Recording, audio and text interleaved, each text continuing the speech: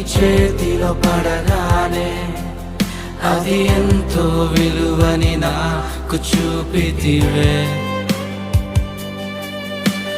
జీవమే లేని నాలోని జీవమును నింపుటకు నీ జీవితాన్నే తారబోసితివే. నీది శాశ్వత ప్రేమయ నేను మరచిపోలేనయా. ఎన్ని యుగాలైనా మారదు. ఎండిన ప్రతి మోడును మరలా చిగురించును. నా దేవునికి సమస్తము సాధ్యమే.